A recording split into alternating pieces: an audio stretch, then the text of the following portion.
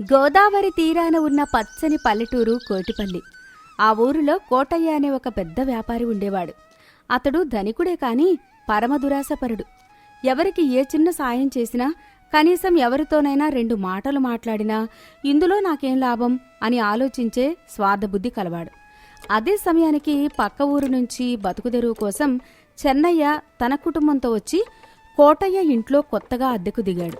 చెన్నయ్యకు శ్రీలక్ష్మి అనే 20 ఏళ్ల కూతురు ఉంది. ఆమె ఎంతో చురుకైంది, తెలివైంది. అద్దెకు దిగిన కొత్తలో చెన్నయ్య, పార్వతి ఆ ఇంటిని సర్దుకుంటున్నారు. పెద్ద పెద్ద బట్టల పెట్టెలు, సామాన్లు లోపలికి చేరుస్తున్నారు. శ్రీలక్ష్మి వాళ్లకు సాయం చేస్తోంది. ఆ మధ్యాహ్నం చెన్నయ్య బయటకు వెళ్లి తిరిగి వస్తూ ఎండలో అలసిపోయిన తన భార్య కూతుళ్ల కోసం బజారు నుంచి మంచి మంచి నీరున్న కొబ్బరి బొండాలు తీసుకువచ్చాడు. శ్రీలక్ష్మి, ఇటు రా తల్లి. ఈ ఎండకు అలసిపోయారని మంచి కొబ్బరి బొండాలు తెచ్చాను. కానీ వాటిని కొట్టడానికి మన కత్తి దొరకడం లేదు. సామాన్లన్నీ అడుగున ఉండిపోయాయి. అయ్యో, అయితే ఎలాగండి? ఒక పని చేసి శ్రీలక్ష్మి, వెళ్ళి ఇంటి యజమాని కోటయ్య గారిని అడిగి ఓ కత్తి తీసుకుని రా తల్లి, బోండాలు కొట్టి ఇచ్చేద్దాం.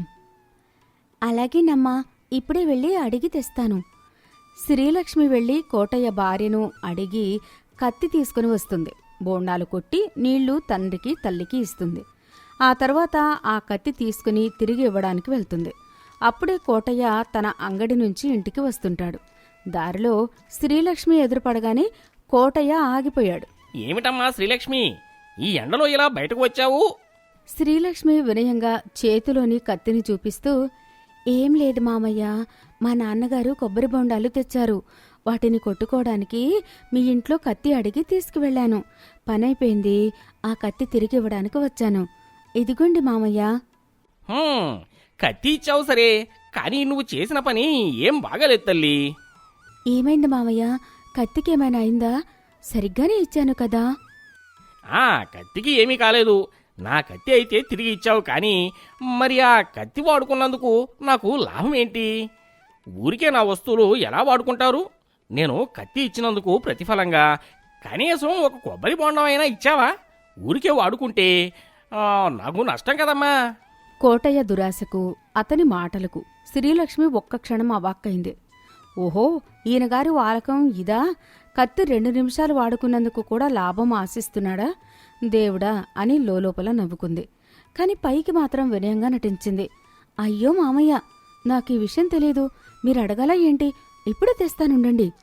వెంటనే పరుగున తమ ఇంట్లోకి వెళ్లి చెన్నయ్య తాగకుండా ఉంచిన ఆ కొబ్బరి బొండాన్ని తెచ్చి కోటయ్య చేతిలో పెట్టింది. కోటయ్య దాన్ని తాగుతూ ఎంతో మురిసిపోయాడు. శ్రీలక్ష్మి జరిగిందంతా తల్లిదండ్రులకు చెప్తుంది. ఏంటమ్మా, ఊర్లో అంత పెద్ద ఆస్తిపరుడు ఆ 2 నిమిషాల కత్తి సాయానికి ఓ కొబ్బరి బొండం ఆశించాడా? వాడికి కడుపు నిండలేదా? మనం ఎవరింటికి అద్దెకు వచ్చామే పార్వతి. వీడికి డబ్బు పిచ్చితో పాటు స్వార్థం కూడా ఎక్కువగానే ఉన్నట్లుంది. అవునండి, అడిగారు కదాని మర్యాదగా ఇరుగు పొరుగు సాయం చేయాల్సింది పోయి లాభం అడుగుతున్నాడా? వీలైనంతవరకు ఆ కోటయ్య గారింట్లో నుంచి ఏ వస్తువు అడగొద్దు శ్రీలక్ష్మి. మీరు కంగారు పడకండి నాన్న. ఆయన వ్యాపార బుద్ధి, ఆయన దురాశ ఎలాంటిదో నాకు అర్థమైంది. 2 రోజులు గడిచాయి. 3వ రోజు ఉగాది పండుగ రాని వచ్చింది. ఆ కుటుంబం ఎంతో కోలాహలంగా పండుగ జరుపుకోవాలని నిర్ణయించుకుంది. ఏమండి, ఈరోజు ఉగాది కదా, గారెలు బూరెలు చేద్దామంటే మన పెద్ద బాణలు లేదండి. ఉన్న చిన్న గిన్నెలో వండితే నూనె పొంగిపోతుంది, చాలా సమయం పడుతుంది. అయ్యో, అయితే ఆ కోటయ్య గారిని అడిగితేనా? కానీ మొన్నలాగే మళ్ళీ ఏమంటాడో అని నా ప్రాణం గజగజలాడుతుంది పార్వతి. ఆయన పిసినారితనం చూస్తేనే నాకు చిరాకేస్తుంది. నాన్న, మీరెందుకు ఆలోచిస్తారు? నేనున్నానుగా. వెళ్ళి ఆ బాణాలని అడిగి తీసుకుని వస్తాను. నా మీద నమ్మకం ఉంచండి. శ్రీలక్ష్మి వెళ్ళి కోటయ్య భార్యను అడిగి ఆ పెద్ద ఇత్తడి బాణల్ని తీసుకుని వచ్చింది. పార్వతి ఎంతో రుచిగా గుమగుమలాడే గారెలు పూర్ణాలు వండింది. మధ్యాహ్నమైంది. వంట పూర్తయ్యాక ఆ బాణలి కడిగి తిరిగి ఇవ్వడానికి శ్రీలక్ష్మి కోటయ్య ఇంటికి బయలుదేరింది. ఆ సమయానికి కోటయ్య భోజనానికి ఇంటికి తిరిగి వస్తూ ఉండగా ఆమె మళ్లీ ఎదురుపడింది. ఏమిటి శ్రీలక్ష్మి సంగతి? ఇవాళ మా ఇంట్లోంచి ఏమైనా తీసుకెళ్ళావా ఏంటి? ఈరోజు పండుగ కదా మామయ్య, పిండి వంటలు వండడానికి మా అమ్మ తెమ్మని చెప్తే ఉదయం మీ ఇంట్లో నుంచి ఈ పెద్ద బాణలి తీసుకువెళ్ళాను. పనైపోయింది, శుభ్రంగా కడిగి ఇచ్చేసి వస్తున్నాను. హ్మ్, బాణలి కడిగి ఇచ్చావు సరే, కానీ దాన్ని వాడుకున్నందుకు నాకేం లాభం? మొన్న నేను చెప్పిన మాట అప్పుడే మర్చిపోయావా? మా ఇంటి వస్తువు వాడి మీరు వంట చేసుకున్నారు. మరి దానికి ప్రతిఫలంగా నాకు ఏమైనా తెచ్చావా తల్లి? అయ్యో, మర్చిపోయాను మామయ్య. ఒక్క నిమిషం ఇక్కడే ఉండండి, ఇప్పుడే వస్తాను. శ్రీలక్ష్మి వెంటనే ఇంట్లోకి పరుగున వెళ్ళి ఒక పెద్ద వెండి గిన్నె నిండా వేడివేడి గారెలు బూరెలు తెచ్చి కోటయ్య చేతిలో పెట్టింది. ఆ కమ్మటి నెయ్యి బెల్లం వాసనకు కోటయ్యకు నోరూరిపోయింది. భలే దానివి తల్లి. ఈ గారెలు చాలా బాగున్నాయి. చూడు శ్రీలక్ష్మి, నా చేత పదే పదే అడిగించుకోకూడదు. ఏదైనా వస్తువు మా ఇంటి నుంచి తీసుకువెళితే అది వాడుకున్నందుకు ఏదో ఒక లాభం నాకు ఖచ్చితంగా ఇచ్చావనుకో, నాకు చాలా సంతోషంగా ఉంటుంది. ఎవరికీ ఊరికే సాయం చేయకూడదు. అద్దెకు ఉన్నా సరే నా లాభం నాకు రావాలి, తెలిసిందా? సరే మామయ్య, బాగా అర్థమైంది. ఇకపై మీరు అడగక ముందే మీకు రావలసిన లాభం ముందే ఇచ్చేస్తాను అని చెరచెర తన ఇంట్లోకి వెళ్ళిపోయింది. అలా మరో వారం రోజులు గడిచాయి. చెన్నయ్య ఇంట్లో ఎక్కడ్నుంచో పెద్ద పందికొక్కులు చేరి ఇంట్లో సామాన్లు పాడు చేయడం మొదలుపెట్టాయి. ఆ దెబ్బతో కుటుంబం అంతా కంగారు పడింది. ఏవండి, ఈ పందికొక్కులు మనల్ని ప్రశాంతంగా ఉంచేలా లేవు. అవునే పార్వతి, ఎలాగైనా ఎలుకలు పట్టడానికి ఒక పెద్ద ఇనుప బోను తీసుకురావాలి. నాన్న, మన కోటయ్య మామయ్య గారి ఇంట్లో ఒక పెద్ద ఎలుకల బోను ఉంది. మొన్న నేను వాళ్ల పెరట్లో చూశాను. నేను వెళ్ళి ఆ బోను తీసుకుని వస్తాను. వద్దమ్మా శ్రీలక్ష్మి, ఆ కోటయ్యగాడు మహాపిసనారి. ఆ బోను ఇచ్చినందుకు కూడా వాడికేమైనా లాభం అడుగుతాడు. నువ్వు వెళ్ళొద్దు. ఆయనకివ్వాల్సిన లాభమేంటో నా బుర్రలో అప్పుడే ఫిక్స్ అయిపోయింది నాన్న. ఈరోజు ఆయన అడిగే లాభంతో ఆయనకు దిమ్మ తిరిగిపోవడం ఖాయం. నాకంతా వదిలేయండి. శ్రీలక్ష్మి వెళ్లి కోటయ్య ఇంట్లో పని మనిషిని అడిగి ఆ పెద్ద ఇనుప బోను తీసుకుని వచ్చింది. రాత్రి అందులో కొద్దిగా కమ్మటి మిఠాయిలు పెట్టింది. మరుసటి రోజు ఉదయం కల్లా ఆ బోనులో 2 భారీ సైజు పందికొక్కులు చిక్కుకొని గిలగిలలాడుతున్నాయి. ఉదయం లేవగానే శ్రీలక్ష్మి ఆ బోనును తీసుకుని దానిపైన ఒక ఎర్రటి గుడ్డ కప్పి నేరుగా కోటయ్య ఇంట్లోకి వెళ్లి ఇచ్చేసింది. ఆ సమయంలో కోటయ్య పక్క ఊరికి ఏదో వడ్డీ వసూలుకు వెళ్లి ముఖం నిండా సంతోషంతో తిరిగి వస్తున్నాడు. దారిలో మళ్లీ శ్రీలక్ష్మి ఎదురుపడింది. ఈసారి కోటయ్య కళ్ళు ఆశతో మెరిశాయి. ఈరోజు ఈ పిల్ల నా వస్తువు ఏది వాడిందో, నాకేం లాభం తెచ్చిందో అని ఉవ్విళ్ళూరుతున్నాడు. కోటయ్య నవ్వుతూ శ్రీలక్ష్మిని ఆపాడు. ఏమో శ్రీలక్ష్మి, ఏదైనా వస్తువు తిరిగి ఇవ్వడానికి వచ్చావా? ఈరోజు నాకేం లాభం తెచ్చావమ్మా? అవును మామయ్య, తిరిగి ఇవ్వడమే కాదు, మొన్న మీరు గట్టిగా చెప్పారు కదా, మీరు అడగక ముందే మిగతా పని కూడా పూర్తి చేశాను. అలాగా, భలే దానివే. ఇంతకీ ఏం తీసుకెళ్ళావు తల్లి? ఏం తెచ్చావు? ఎలుకల బోను మావయ్య. మా ఇంట్లో సామాన్లు పాడు చేస్తుంటే 2 రోజుల క్రితం మీ పెరట్లో నుంచి పట్టుకెళ్లాను. పనైపోయింది, బోను తిరిగి ఇచ్చేద్దామని వచ్చాను. అది సరేనమ్మా. మరి ఆ బోను వాడుకున్నందుకు నాకు ప్రతిఫలం ఏది? నాకేం ఇచ్చావే లాభం? అదే కదా మావయ్య చెప్తున్నాను. మీ వస్తువు వాడినందుకు ప్రతిఫలం లేకుండా ఎలా ఇస్తాను? బోను తీసుకెళ్లినందుకు మీకేదైనా లాభం ఇవ్వాలి కదా, అందుకే ఏం తెచ్చావు? ఆ బోనులో పడ్డ 2 పెద్ద పందికొక్కులను లాభం కింద మీ ఇంటి హాలులో వదిలేసి ఆ ఖాళీ బోనును మాత్రం మీ అబ్బాయి చేతికి ఇచ్చేసి వస్తున్నాను మావయ్య. మీ లాభం మీ హాలులో హాయిగా పరిగెడుతోంది, వెళ్ళి చూసుకోండి. కోటయ్య కళ్ళు తేలేసి గుండె ఆగిపోయినంత పనై గట్టిగా అరుస్తూ, ఏమిటి ఈ ఎలుకలను నా ఇంట్లో వదిలేసావేంటి? నా హాల్లోను? అమ్మ బాబోయ్, నా పట్టు పురుగులు, నా బియ్యం బస్తాలు కురికేస్తాయే. నువ్వెంత పని చేసేవే దెయ్యమా? శ్రీలక్ష్మి నవ్వుతూ, అవును మామయ్య, మీరు నా వస్తువు వాడుకున్న దానికి ఏది వస్తే అది ప్రతిఫలంగా కావాలి అని అడిగారు కదా. ఆ ఎలుకల బోను వాడుకున్నందుకు అందులో పడినవి మీకే ఇచ్చేశాను. అందులో నా తప్పేముంది మావయ్య, మీ లాభం మీరు అనుభవించండి అని చెప్పి శ్రీలక్ష్మి పకపక నవ్వుకుంటూ తమ ఇంట్లోకి పారిపోయింది. కోటయ్యకు బుర్ర తిరిగిపోయింది. ఒక్క క్షణం నోట మాట రాలేదు. తను చేసిన దురాశకు ప్రతిదానికి నాకేం లాభం అని అడిగే తన స్వార్థానికి ఎంతటి పరిస్థితి ఎదురైందో అతనికి అప్పుడు అర్థమైంది.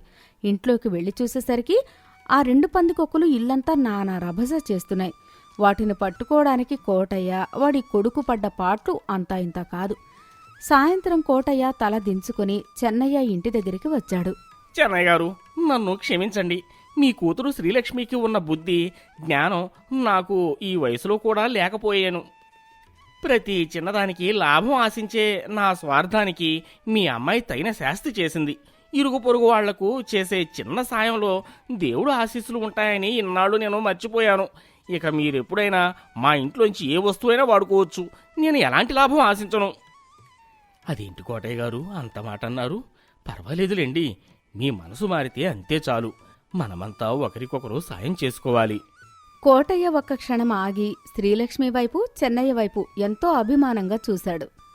చెన్నయ్య గారు, మీ అమ్మాయి శ్రీలక్ష్మి కేవలం చురుకనేది మాత్రమే కాదు, నాలోని గుడ్డితనాన్ని, స్వార్థాన్ని పోగొట్టి నాకు కనువిప్పు కలిగించిన మహా ఇల్లాలు. మీకు అభ్యంతరం లేకపోతే మీ శ్రీలక్ష్మిని నా కొడుకు గోపికి ఇచ్చి పెళ్లి చేయాలని కోరుకుంటున్నాను. నా ఇంటికి ఆ మహాలక్ష్మి కోడలిగా వస్తే ఈ కోటిపల్లిలో నా ఇల్లు స్వర్గంగా మారుతుందన్న నమ్మకం నాకు కలిగింది. కోటయ్య నోటి వెంట ఆ మాట వినగానే చెన్నయ్య, పార్వతి ఆ ఆనందంతో ఉప్పొంగిపోయారు. అప్పటికే ఆ యువకుడు గోపి మంచితనం వాళ్లకు తెలుసు కాబట్టి సంతోషంగా ఒప్పుకున్నారు. అదేంటి కోటయ్య గారు, అంతటి అదృష్టాన్ని కాదంటానా?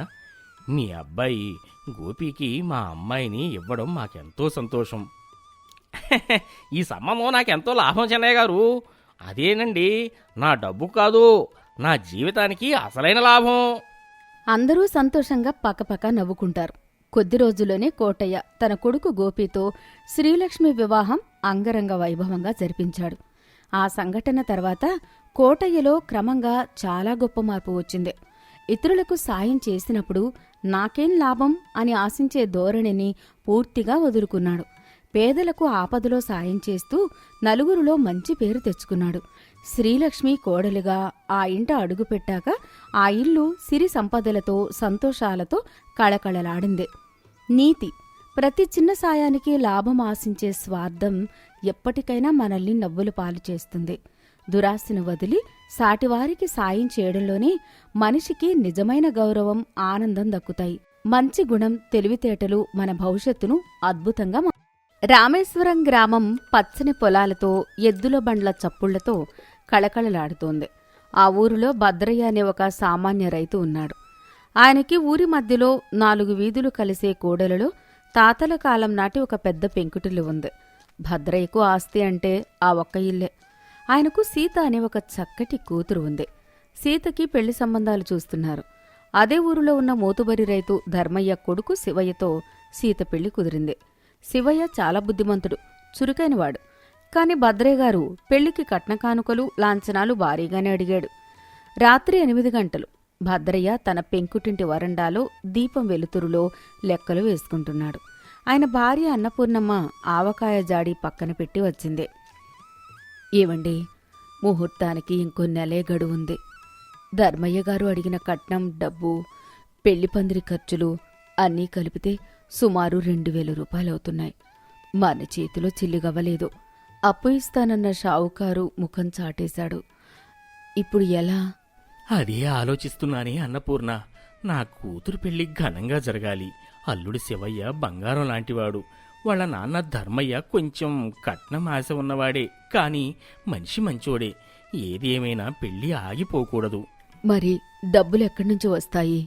మనకి ఈ పెంకుటిల్లు కాకుండా ఊరి చివర తోటలో ఒక చిన్న గుడిసె ఉంది కదా, మనం అక్కడికి వెళ్ళిపోయి ఈ పెంకుటిల్లు అమ్మేద్దాం. ఈ ఇల్లు ఊరి మధ్యలో కోడెల్లో ఉంది కాబట్టి మంచి ధర వస్తుంది. నా కూతురి పెళ్లి కంటే ఈ పాత ఇల్లు నాకు ముఖ్యం కాదు. అన్నపూర్ణ కళ్లలో నీళ్లు వచ్చినా కూతురు పెళ్లి కోసం ఆ త్యాగానికి ఒప్పుకుంది. మరుసటి రోజు ఉదయం భద్రయ్య ఇల్లు అమ్ముతున్నాడని ఊరంతా తెలిసిందే. ఆ ఇంటి పక్కనే ఉన్న శాంతయ్య అనే వ్యాపారి పరిగెత్తుకుంటూ వచ్చాడు. శాంతయ్యకి ఎప్పటినుంచో ఆ ఇల్లు కొనాలని ఆశ.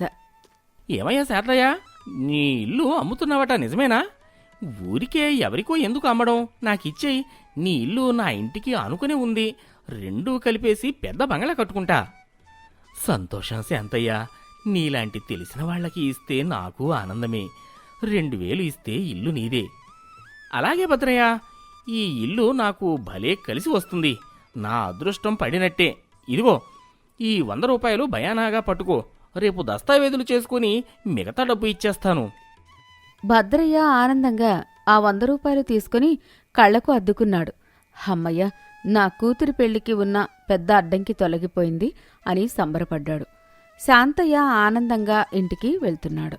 దారిలో రచ్చబండ దగ్గర గోపయ్య కూర్చొని ఉన్నాడు. గోపయ్యకి భద్రయ్య అంటే అస్సలు పడదు. భద్రయ్య కూతురికి అంత పెద్ద సంబంధం రావడం, ఇప్పుడు ఇల్లు కూడా అమ్ముడైపోవడం గోపయ్యకి కడుపులో మంటగా ఉంది. ఎలాగైనా ఆ పెళ్లి చెడగొట్టాలని వాడి కుట్ర. ఏంటి శాంతయ్య, మీసాలు తిప్పుకుంటూ గాల్లో తేలుకుంటూ నడుస్తున్నావు? ఏమైనా లాటరీ తగిలిందా? లాటరీ కంటే ఎక్కువే గోపయ్య గారు. మన భద్రయ్య గారి పెంకుటిల్లు కొనేశాను, భయాన కూడా ఇచ్చేశాను. ఆ మాట వినగానే వెంటనే ఒక కుటిలమైన నాటకం మొదలుపెట్టాడు. ముఖం కంగారుగా మార్చాడు. ఏంటి, ఆ ఇల్లా నువ్వు కొన్నావా? అయ్యో దేవుడా! శాంతయ్య, నీకు ప్రాణాలంటే విసుగొచ్చేసిందా? ఆ ఇంటిని కొని నీ చేతులారా నీ కాటికి నువ్వే దారి పొరుచుకుంటున్నావు. శాంతయ్య భయంతో వణికిపోయాడు. ఏంటి గోపయ్య గారు అలా మాట్లాడుతున్నారు? ఆ ఇంటికి ఏమైంది? ఊరే పిచ్చోడా, ఆ ఇంటికి వాస్తు అస్సలు సరిగ్గా లేదురా. నువ్వు గమనించావా లేదా? ఆ ఇంటి సింహద్వారం సరిగ్గా ఊరి చివర ఉన్న శ్మశానం వైపు చూస్తూ ఉంటుంది. గాలి వస్తే శ్మశానంలో బూడిద నేరుగా ఆ ఇంట్లోనే పడుతుంది. అది వట్టి ఇల్లు కాదురా, మృత్యు నిలయం. అమ్మో, నిజంగానా? ఇంకా విను, ఆ ఇంటి ఈశాన్యం పెరిగిపోయి నైరుతి పల్లం అయిపోయింది. అలాంటి ఇంట్లో కాపురం చేస్తే అరిష్టం, ధన నష్టం, ప్రాణ నష్టం ఖచ్చితం. భద్రయ్య గారికి ఇన్ని కష్టాలు ఎందుకు వచ్చాయో తెలుసా? ఆ ఇంటి వాస్తు వల్లే. ఆ పీడ వదిలించుకోవడానికే వాడు నీకు అంటగడుతున్నాడు. ఇల్లు తీసుకున్నావో రేపు నీ ఇంట్లో శవాలు లేవాల్సిందే. శాంతయ్యకి గుండె ఆగిపోయినంత పనైంది. వాస్తు శకునాలు అంటే వాడికి ప్రాణభయం. గోపయ్య మాటలు వాడి మెదడును పూర్తిగా కలుషితం చేశాయి. బాబోయ్, నాకొద్దురా బాబు ఆ ఇల్లు. నేను బతికుంటే బలుసాగు తినొచ్చు అని శాంతయ్య పరుగు తీశాడు. గోపయ్య పకపకా నవ్వుకున్నాడు. భద్రయ్య ఇంట్లో కూతురు పెళ్లి పత్రికలు రాసుకుంటున్నాడు. శాంతయ్య ఆవేశంగా భయంగా పరిగెత్తుకుంటూ వచ్చాడు. భద్రయ్య, ఇదిగో నీ ఇల్లు వద్దు, ఏమి వద్దు. నా భయాన డబ్బు 100 రూపాయలు నాకు తిరిగి ఇచ్చేయి. ఏంటి శాంతయ్య, నిన్నే కదా ఆనందంగా డబ్బులిచ్చావు? తెల్లారేసరికి ఏమైంది? ఏమైందా? నన్ను నాశనం చేద్దామని చూస్తావా? నీ ఇంటికి వాస్తు లేదు, సింహద్వారం శ్మశానం వైపు ఉందట, అరిష్టమాట. ఆ పీడ నాకు అంటగడతావా? నాకు ఇల్లు వద్దు, మర్యాదగా నా డబ్బు నాకు ఇవ్వు, లేకపోతే పంచాయతీ పెడతా. భద్రయ్యకు అర్థమైంది ఎవరో వాడి చెవిలో ఇల్లు గురించి దూరి ఊదారు అని. శాంతయ్య, మా తాతల కాలం నుంచి ఈ ఇంట్లోనే ఉంటున్నాం. ఏ దెయ్యం మమ్మల్ని ఏమీ చేయలేదు. అవన్నీ పుకార్లు. దయచేసి విను. ఓ, నేను వినను. నా డబ్బు నాకు కావాలి. నాన్న, నా పెళ్లి కోసం మీరు ఇంత అవమానం పడాలా? ఇల్లు అమ్ముడు పోకపోతే నా పెళ్లి ఆగిపోతుంది కదా. ఆగదు తల్లి. నేను వెళ్ళి ఆ ధర్మయ్య గారి కాళ్ళు పట్టుకుంటాను, కొంత గడువు అడుగుతాను. భద్రయ్య దిగులుగా వియ్యంకుడు ధర్మయ్య గారింటికి వెళ్ళాడు. అక్కడ ధర్మయ్య తన కొడుకు శివయ్యతో కలిసి పెళ్లి ఏర్పాట్లు మాట్లాడుకుంటున్నాడు. నమస్కారం ధర్మయ్య గారు. రా భద్రయ్య, ఏంటి ముఖం అలా పాలిపోయి ఉంది? పెళ్లి పనులు ఎంతవరకు వచ్చాయి? కట్నం డబ్బులు రెడీ అయ్యాయా? క్షమించండి ధర్మయ్య గారు, ఈ ఇల్లు అమ్ముడు పోలేదు. ఇప్పుడు నా దగ్గర కట్నం ఇవ్వడానికి చిల్లిగవ్వలేదు. ఏమనుకోకండి. పెళ్లి ఒక 6 నెలలు వాయిదా వేద్దామా? ఈలోపు నేను ఎలాగోలా ఇల్లు అమ్మి మీకు డబ్బులు ఇస్తాను. ఏంటి ధర్మయ్య, ముహూర్తాలు పెట్టుకున్నాక, చుట్టాలకు కబురు పెట్టినాక వాయిదా వేయడమంటావా? నా పరువేం కావాలి? ఇల్లు అమ్ముడు పోకపోతే అప్పు తెచ్చి ఇవ్వు, అంతేకాని వాయిదాలు కుదరదు. భద్రయ్య కన్నీరు మున్నీరుగా ఏడుస్తున్నాడు. సరిగ్గా అప్పుడు అల్లుడు శివయ్య ముందుకు వచ్చాడు. నాన్న, ఒక్క నిమిషం ఆగండి. భద్రయ్య మాయ గారు, మీరు ఏడవకండి. శివయ్య తండ్రి వైపు తిరిగాడు. నాన్న, మనకు ఆ నగదు కట్నం ఎందుకు? ఆ కట్నం డబ్బుల బదులు మామయ్య గారి ఆ పెంకుటిల్లునే కట్నంగా నేను తీసుకుంటాను. పెళ్ళైన తర్వాత మీరు, అన్నయ్య ఆ పెద్ద ఇంట్లో ఉండండి. నేను సీత వెళ్ళి ఆ పెంకుటింట్లో కాపురం ఉంటాం. ధర్మయ్య ఆశ్చర్యపోయాడు. భద్రయ్య కూడా విస్తుపోయాడు. ఒరేయ్ శివయ్య, నీకేమైనా పిచ్చా? ఆ ఇల్లు చాలా పాతబడింది కదరా. రేపో మాపో కూలిపోయేలా ఉంది. పైగా దానికి వాస్తుదోషం ఉందని ఊరంతా కోడై కూస్తున్నారు. దాన్ని తీసుకుని ఏం చేస్తావు? నాన్న, జనాలు అమాయకులు. వాస్తు గీస్తు అని భయపడుతున్నారు. కానీ ఆ ఇల్లు ఎక్కడుందో గమనించారా? ఆ ఇల్లు ఉన్న స్థలం సరిగ్గా ఊరి మధ్యలో 4 వీధులు కలిసి కూడెల్లో ఉంది నాన్న. అయితే నేను ఆ పాత పెంకుటిల్ను పడగొట్టించేస్తాను. అక్కడ వాస్తు ప్రకారం కొత్తగా పునాదులు తీసి కింద కిరాణా దుకాణం, పైన మేము ఉండటానికి కొత్త ఇల్లు కట్టిస్తాను. నా వ్యాపారానికి అంతకంటే అనుకూలమైన స్థలం ఈ ఊర్లో ఎక్కడా దొరకదు నాన్న. దయచేసి నా మాట వినండి. సరేరా శివయ్య, నీ ఇష్టం. విన్నావుగా భద్రయ్య, నా కొడుకు ఒప్పుకున్నాడు. పెళ్లి అనుకున్న సమయానికే జరుగుతుంది. నీ ఇల్లు నా కొడుకు పేరు మీద రాసి ఇవ్వు. భద్రయ్య ఆనందంతో శివయ్య చేతులు పట్టుకుని, బాబు, నా కూతురి పసుపు కుంకుమలు నిలబెట్టావు. నువ్వు నా అల్లుడివి కాదు, నా కొడుకువి అని కన్నీళ్లు తుడుచుకున్నాడు. అనుకున్న ముహూర్తానికి శివయ్య, సీతల పెళ్లి అంగరంగ వైభవంగా జరిగింది. గోపయ్య లాంటి వాళ్ల నోళ్లు మూతపడ్డాయి. వాస్తు బాలేదని శాంతయ్య వదిలేసిన ఇల్లు ఇప్పుడు శివయ్య వశమైంది. పెళ్లైన కొన్ని రోజుల తర్వాత భద్రయ్య, ఆయన భార్య అన్నపూర్ణమ్మ ఆ పాత ఇంటిని అల్లుడికి అప్పగించి తాము ఊరి చివర ఉన్న తమ చిన్న గుడిసెలోకి ఆనందంగా వెళ్ళిపోయారు. శివయ్య తన ప్లాన్ ప్రకారం మొదలుపెట్టాడు. పాత పెంకుటిల్లిని పనివాళ్లను పెట్టి జాగ్రత్తగా కూల్చివేయించాడు. నేల చదును చేశాడు. ఊరి జనమంతా శివయ్య పాత ఇల్లు పడగొడుతున్నాడు, కొత్త బంగళా కడతాడట అని ఆసక్తిగా చూస్తున్నారు. కొత్త ఇల్లు, దుకాణం కట్టించడానికి మేస్త్రీలు, కూలీలు పునాదులు తవ్వుతున్నారు. శివయ్య దగ్గరుండి పనులు చేయిస్తున్నాడు. ఒక కూలీ లోతుగా గుణపంతో తవ్వుతుండగా టంకుమని ఒక లోహపు శబ్దం గట్టిగా వినిపించింది. రాయికి తగిలిన శబ్దంలా లేదు. అయ్యా శివయ్య గారు, ఇక్కడేదో రాగి బిందె లాంటిది తగులుతోంది. చాలా బరువుగా ఉంది. శివయ్య పరుగును వెళ్ళాడు. జాగ్రత్తగా మట్టి తీయండి, పగలకుండా బయటకు తీయండి అన్నాడు. కూలీలు జాగ్రత్తగా మట్టి తొలగించి దాన్ని పైకి తీశారు. అది మట్టి పట్టిన ఒక పాతకాలపు పెద్ద రాగి బిందె. దాని మూతికి గట్టిగా ఒక పట్టుగుడ్డ కట్టి ఉంది. ఆ గుడ్డ తీసి లోపల చూసిన శివయ్యకి కాంతివంతంగా మెరుస్తున్న పాతకాలపు బంగారు కాసులు ఉన్నాయి. శివయ్య ఆ బిందెని తీసుకుని, ఇది ఎవరికీ చెప్పకండి, మీకు బహుమానమిస్తాను అని చెప్పి శివయ్య ఆ లంక బిందెని తీసుకుని మా అమ్మగారు భద్రయ్య గుడిసెకు వెళ్ళాడు. భద్రయ్య, అన్నపూర్ణ బయట కూర్చుని ఉన్నారు. మామయ్య, అత్తయ్య, మీకు ఒక విషయం చెప్పాలి అని శివయ్య ఆ లంక బిందెను భద్రయ్య ముందు పెట్టాడు. అందులో ఉన్న బంగారు కాసులను చూసి భద్రయ్య దంపతులకు నోట మాట రాలేదు. బాబు శివయ్య, ఏంటిది? ఇన్ని బంగారు కాసులు ఇవి ఎక్కడివి? మామయ్య, నేను మీ పాత ఇంటి పునాదులు తవ్వుతుంటే దొరికింది ఈ లంకె బిందె. ఇది ఖచ్చితంగా మీ తాత ముత్తాతలు కష్టకాలంలో పనికొస్తుందని భూమిలో దాచిన ఆస్తి అయి ఉంటుంది. ఈ ఇల్లు మీ పూర్వీకులది కాబట్టి ఆ పునాదుల్లో దొరికిన ఈ బంగారం మీకే చెందుతుంది. దీన్ని తీసుకోండి మామయ్య, దీంతో మీ కష్టాలన్నీ తీరిపోతాయి అని శివయ్య ఆ బిందెను భద్రయ్య చేతికివ్వబోయాడు. ఆ రోజుల్లో ఇంత బంగారం దొరికితే ఎవరైనా ఎవరికీ చెప్పకుండా దాచేసుకుంటారు. కాని శివయ్య నిజాయితీ చూసి భద్రయ్య మనసు ఆనందంతో ఉప్పొంగిపోయింది. శివయ్య, నువ్వు దేవుడివి నాయనా. ఇన్ని బంగారు కాసులు దొరికినా ఏమాత్రం ఆశపడకుండా మామగారి ఆస్తి అని చెప్పి తెచ్చి ఇచ్చావు చూడు. కాని ఈ బంగారం నాది కాదు అల్లుడు, అది ముమ్మాటికి నీదే. ఇదంతా నీ అదృష్టం. నా అదృష్టం ఏంటి మామయ్య? మీ తాతలు దాచింది కదా. ఒక్కసారి వెనక్కి తిరిగి ఆలోచించు అల్లుడు. అసలు ఆ రోజు గోపయ్యగాడు కడుపు మంటతో వాస్తు నాటకమాడి శాంతయ్యని భయపెట్టకపోతే ఏమయ్యేది? నేను ఆ ఇంటిని శాంతయ్యకు అమ్మేసి ఉండేవాడిని. శాంతయ్య ఇల్లు పడగొట్టి పునాదులు తీస్తే ఈ లంకె బిందె శాంతయ్యకే దొరికేది. వాడు ఆ విషయం నాకు చెప్పేవాడా? ఈ బంగారం నాకు తిరిగి ఇచ్చేవాడా? ఎప్పటికీ ఇవ్వడు. ఎందుకంటే కొన్నవాడికి భూమి మీద హక్కు ఉంటుంది కాబట్టి. ఇల్లు కొనడానికి శాంతయ్య భయానాగా డబ్బులు ఇచ్చి మళ్ళీ వెనక్కి తిరిగి తీసుకున్నాడు అంటే దాని అర్థం ఏంటి? మా పెద్దల ఆస్తి, మా ఇంటి లక్ష్మి బయటకు పోకుండా ఉండడానికే ఆ దేవుడు ఆడిచ్చిన నాటకం అది.